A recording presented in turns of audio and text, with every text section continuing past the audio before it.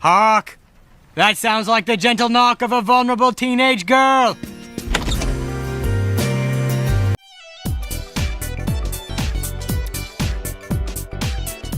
Ever since I saw the news of A Girl and Her Guard Dog getting an anime adaptation, the first thought that came to my mind was, Usually, whenever a new shoujo anime is announced, I've at least seen the manga somewhere online, or I've read some of it myself. But this one, I've never heard of it until the anime announcement. That's when I became aware of the premise in that infamous manga screenshot I saw a few times. And my first impressions? It just seems like one of those shocking age gap romance shoujo. Nothing new, especially if you've watched and read older shoujo or magical girl series like these, but it still got me curious. I wanted to see if it's as bad as the internet has been saying, or maybe this will be another messy shoujo to add to my guilty pleasure list. I do have quite a large list, so we shall see. While the anime has all the episodes out, I want to check out the manga first for more content. And the art is much better to look at too. Currently, as I'm making this video, the manga is still ongoing, so I stopped after finishing volume 8. So, these are my thoughts on A Girl and Her Guard Dog. I'll be honest, this wasn't as bad as I thought it would be. And by bad, I mean not as unhinged and messy as I was led to believe by the random screenshots and synopsis. However, that doesn't mean I think it's good. Believe me, there were some facepalm worthy moments, which I'll touch on when I get there. First, the story. A Girl and Her Guard Dog is about a young girl named Isaku, who is a granddaughter of a Yakuza boss and about to attend high school. Though, wants to keep her ties to the Yakuza a secret, since she had trouble keeping and finding friends in the past after her home life was revealed. All she wants is to have a normal high school life, such as spending time with friends, be part of student council, and getting a boyfriend. Which brings our melee Keiya, who's in her grandfather's Yakuza family and has been a part of it for 10 years. He's also a parental brother figure to the heroine, which makes him overprotective. He's not keen on any guys getting close to her, so he attends her high school and disguises himself as a student to keep a close eye. So that leads to all kinds of shenanigans, along with our heroine enjoying her high school life and a romance between these two, which I'll discuss in greater detail when I get there. Well, that's my summary of the story. Despite Keiya and Isaku having ties to the Yakuza, it played a small part until around volume 7 or 8, where they decide to bring more of the Yakuza life and characters into the story. But before that, it was mostly the usual high school stuff with some Yakuza stuff sprinkled in. Though whenever something does happen, like Isaku getting kidnapped for example, it's usually over rather quickly. So it was lackluster for the most part. The school stuff was just not interesting to me, which is odd because one of Isaku's goals was to have a normal high school life and enjoy her youth to the fullest. So I expect to see maybe her fitting in at her new high school and getting into all sorts of stuff while being the granddaughter of a Yakuza boss. At first it was like that, but the focus was mostly on her wanting to be with Keiya, her relationship with him, and her love for him. Even Isaku's friends were barely characters and mostly there as their shippers, and most of their conversations revolve around their relationship too, so it was boring. Though, this panel of the friends being taken aback by Keiya's bullshit is pretty funny. We did get that one asshole classmate, but we don't see him again. I would have loved it if Isaku interacted with her classmates more than just her and Keiya together. I will say I do love the scene where she expected things to be different now that she's in a new school and in a different area, and thought it would be easier finding friends as she starts fresh, yet turns out it's not as easy and her classmates already formed their own groups. I thought that was incredibly relatable as someone who thinks, okay, this time I'll actually reach out to others, but doesn't go well as expected. However, not much was going on most of the time that it felt like a drag reading this manga. We don't even get to learn more about Isaku's home life and what it's like living with the Yakuza, and having a Yakuza grandfather except for a few flashbacks and these small drawings. And I want to see more of these two. Hell, we also rarely see her interact with her grandfather. Yes, Keiya is her father, mother, brother, lover, and grandfather. What's most amusing to me is that the manga's pacing felt slow, yet at the same time hit me with some unexpected moments where it immediately catches my attention. Like just when I think nothing is happening and how there's little cringe so far. Well, here it is. Though, like I said earlier, more plot points get introduced around volume 7 or 8. There's more Yakuza involvement, more backstory of Izuku's family, and Izuku's fear of her classmates finding out about her ties with Yakuza. So, that's something. Well, if I'm gonna go into greater detail of the manga, I would have to talk about some of the characters, and oh boy, there is much to say. Though, I'll start with the heroine Izuku, one of the more likable characters. She's a 15-year-old girl, and the manga will not let you forget that in this age gap romance. Now, when it comes to age gap romance in anime and manga, I'm more mixed on it. There are some where I can turn my brain off and have enjoyed, others I didn't, and some I like, but some of the relationships in there have made me uncomfortable. It usually depends on how it's handled and how much I can turn my brain off. But how do I feel about this particular manga's romance? Well, I'll get to it once I talk about Keiya later. Again, there is much to say. Anyway, back to Izuku. As a heroine, I think she's fine. Design-wise, she's beautiful. I love how she's drawn and the many outfits she has. Her unhinged facial expressions gave me a laugh at times, especially this one. But character-wise, she's mostly dull. The first couple of chapters were promising when her issues of not having a normal life were introduced, and she got some attitude despite being the usual kind-hearted but naive type of heroine. But the more I read, the more her character revolved around Keiya and their relationship, which was mostly disappointing. She had a one-sided crush on him since she was around 5 years old. Personally, I think it would be better to introduce the romance or have her crush on him later, because it's almost like whiplash every time Izuku reminds me that she has a crush on Keiya and doesn't want him to view her as a child. I was more focused with her I want to have a normal high school life despite being granddaughter of a Yakuza boss problem, but then we gotta add her wanting Keiya to see her differently to the mix so early in the manga. To me, the flow of presenting her attraction towards him didn't feel natural, and it felt like we skipped a few steps every time a romantic scene pops up, or Keiya getting jealous.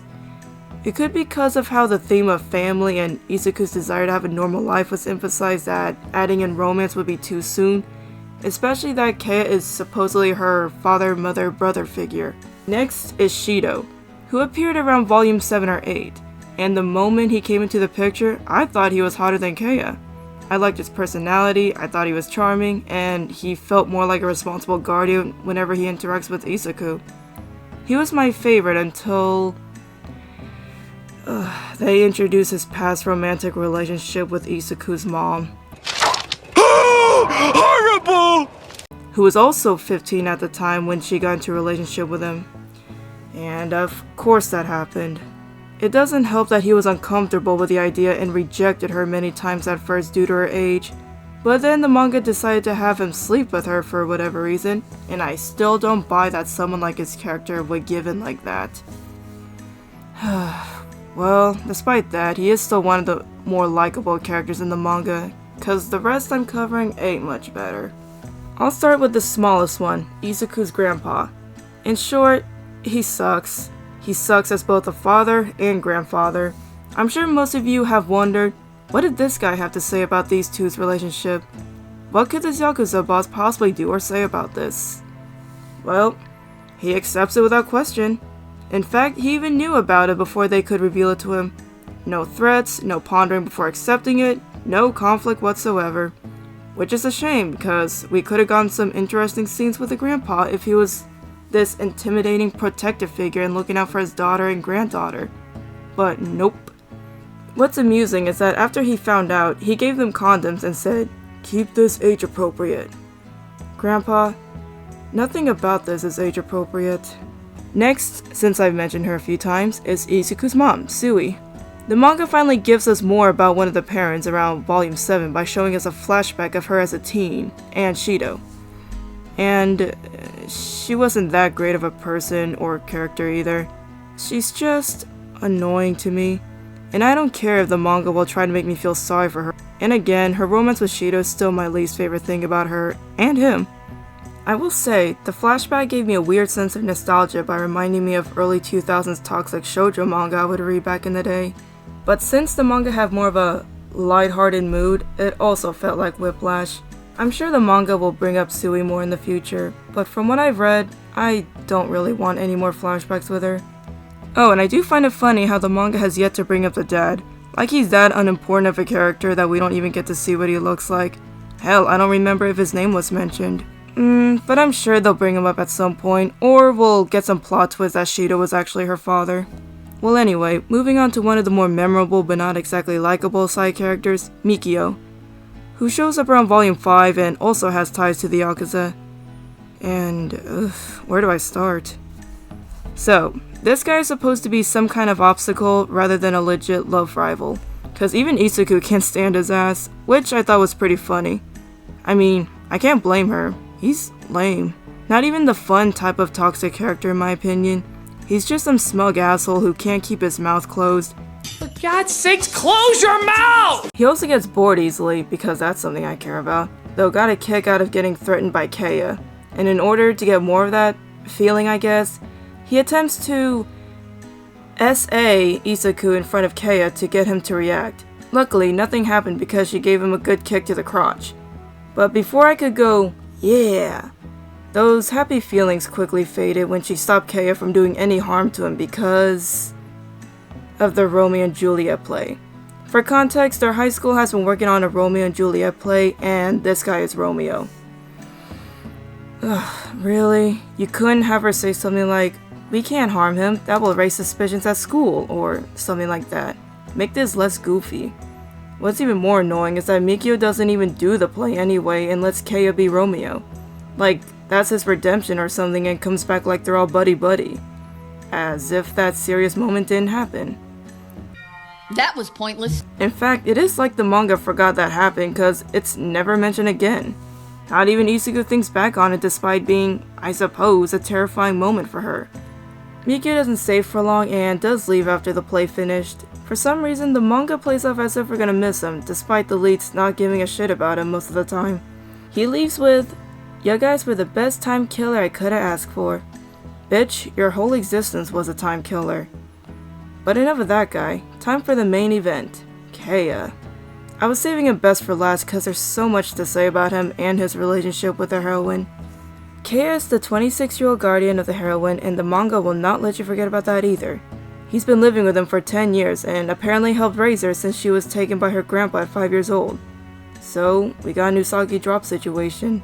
Despite being Izuku's supposed father, mother, brother, the most we've seen him behave as a guardian is maybe being an overprotective big brother. Because the manga decided to have Izuku crush on him since she was 5 in these awkward, flirting sort of romance scenes, I couldn't take him as an authority figure or their romance seriously. Like, are we supposed to view these scenes, before they got together by the way, as something cute in a romantic way, or that's just Keiya treating her as a child? I mean, I couldn't even tell when he started to have romantic feelings for her. You seriously can't tell me that he felt this way for a while? Even after he slept with this gorgeous lady, their conversation involved Izuku and her drawing of him. Though that's when she was younger. We even get this small flashback of how the drawing came to be and the exchange between them is just... ugh. Nothing about this man screams parental at all, despite being her father, her mother, her brother. But that's enough about what he's like as her guardian. What about him as her romantic partner? Well, it's not much different compared to before they got together, but the creep factor rose by 75%. And what I mean by that?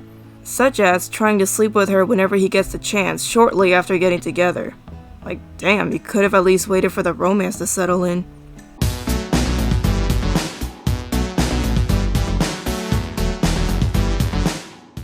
And there's him waiting in her room watching her sleep as she turns 16. Doesn't help when even the manga drew him in a creepy way during that scene. Oh, and he's kind of a dumbass. There's a scene where their schoolmate confessed to him and she says she'll give up on him if he'll kiss her. Sounds like bullshit.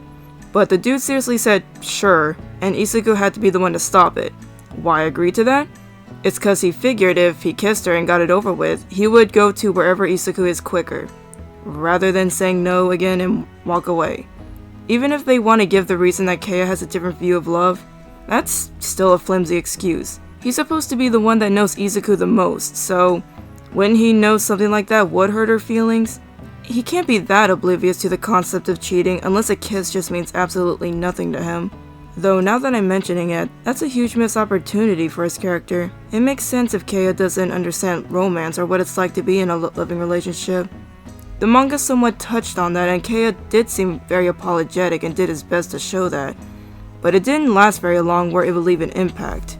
It's just that I feel the manga could have gone deeper on that aspect. Now, while I wouldn't call him one of the worst shoujo male leads, he's mostly boring to me. If we take out his creepy comments and moments, he's not very interesting despite having the qualities I would enjoy in a male lead. His character revolves around Isaku, doting on her, protecting her, cooking for her, being the perfect man. Now, I don't mind when a male lead is possessive and down bad for the heroine, but they still gotta have some characteristics to stand out or make it fun to read. Aside from having an interesting variety of facial expressions, I didn't find him charismatic or funny, more like unintentionally funny, or even intimidating despite being written to be this intimidating man and giving him this comical Oni or Hanya facial expression whenever he gets protective of Izuku. And speaking of Hanya, when doing some research on it, it's kind of funny how this mask was used to represent the anger and jealousy of female characters. Seems fitting since the expression pops up whenever Izuku is involved. Anyway, the thing is, I had a feeling with what they're going for with this guy. Think of Dawn from Brutal or Child from Genshin Impact, for example. As much as it pains me to say this, Keiya shares similar qualities to these two characters. They are goofy from time to time, cunning, friendly, and or approachable, but at the same time they are deadly, look dead in the eyes, the type you don't want to mess with, and their enemy's worst nightmare.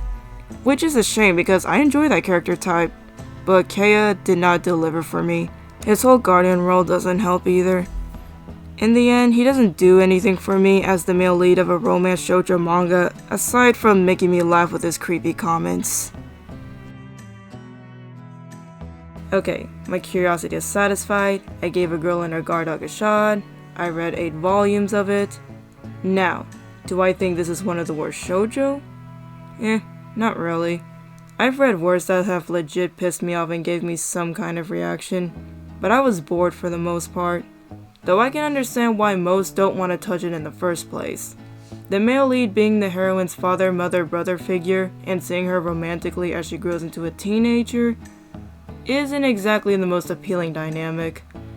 While Keiya really does say some of the most out-of-pocket shit, again, it made me laugh mostly because of how ridiculous it all was. Now, would I add this to my guilty pleasure pile? Nah. I'm not even sure if I would continue the manga unless it finally ends and something actually happens. For now, those 8 volumes were plenty enough for me. Despite some moments, the manga was just not interesting enough for me to continue personally, and I can't get into the romance either. But I guess I can recommend it to anyone if you can turn your brain off for this and want a manga of the leads doing cute couple things, because there is a lot of that. And the pretty art, one of the manga's strengths in my opinion. It's beautiful, the characters look great, there's some pretty panels to look at, and again, Isaku's variety of outfits. I just love it when a mangaka puts the effort in dressing the heroine in all sorts of stylish looks. They even let us know how much they've enjoyed drawing and would draw her in all sorts of styles, which I thought was nice. Which reminds me, as I read A Girl and Her Guard Dog, I noticed the mangaka is pretty passionate in this one. They especially enjoy writing Isaku and Keiya and love them as a couple. I may not like them, but it is always nice seeing someone passionate in their creations. But in the end, this wasn't for me. I don't have anything else to add and shared all my thoughts, but I would love to know what y'all think. Do you like A Girl and Her Guard Dog? Dislike it? Feel free to share them in the comments. I had fun sharing my thoughts and hope to make more shoujo related content. Well, that's enough for me. Now if you excuse me, I'm gonna go play a game that has quality Yakuza men. Thanks for watching.